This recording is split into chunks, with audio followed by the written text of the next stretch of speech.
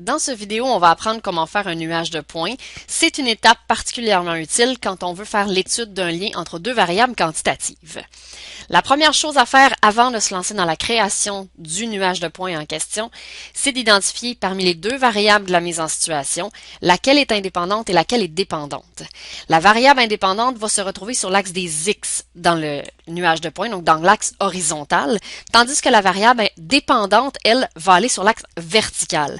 C'est donc super important de le savoir d'avance parce qu'il va falloir le spécifier à Excel, il ne peut pas le deviner de lui-même. Si vous avez en main ces informations-là, il est temps de procéder à la création du graphique. On va dans l'onglet Insertion. Dans la section des graphiques, on va aller chercher le type de graphique nuage de points. On peut choisir celui sans la courbe, on a vraiment juste besoin des petits points.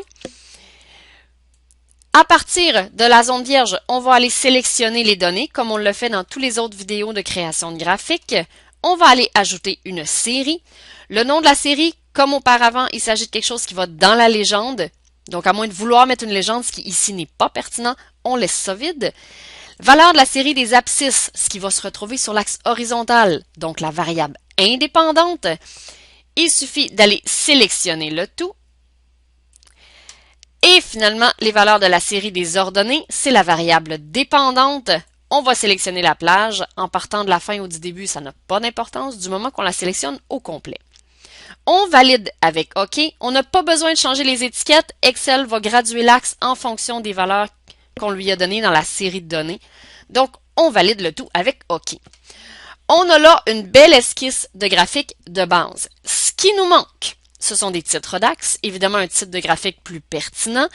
Ce qu'on pourrait améliorer, si vous ne voulez pas les quadrillages, c'est toujours possible de les enlever en les sélectionnant et en les supprimant. Ce que vous pourriez vouloir faire aussi, c'est maximiser la zone dans laquelle vont se retrouver les petits points. Donc, enlever toute la zone blanche inutilisée. Si c'est quelque chose que vous voulez faire, il s'agit d'aller jouer avec les axes. Donc, on peut cliquer sur l'axe horizontal, mise en forme de l'axe. Dans les options d'axe, on a les limites. Donc, au minimum ici, je vais la mettre à 40 pour enlever la zone blanche qui était au début et je vais faire le même traitement sur l'axe vertical. Je vais le faire commencer à 20 pour les besoins de la démonstration. Ça maximise vraiment l'espace, ça étire le nuage de points sur tout l'espace disponible, ça nous permet de mieux voir ce qui se passe. Il y a aussi possibilité d'aller enlever les décimales sur l'axe vertical si jamais c'est quelque chose qui vous achale. C'est toujours dans les options d'axe, la zone nombre, on peut mettre les décimales à 2.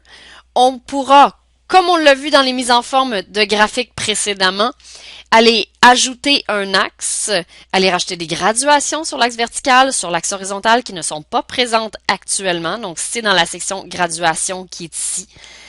Ça sera de faire la mise en forme de votre graphique. C'est possible de changer la forme des marqueurs, la couleur des marqueurs dans les traits, les marques de série. Bref, vous pouvez vraiment là aller faire une mise en forme très personnalisée de ça selon vos besoins. La suite logique, ça va être d'ajouter une courbe de tendance, de faire afficher l'équation de cette courbe-là sur le graphique, et c'est justement le sujet du prochain vidéo.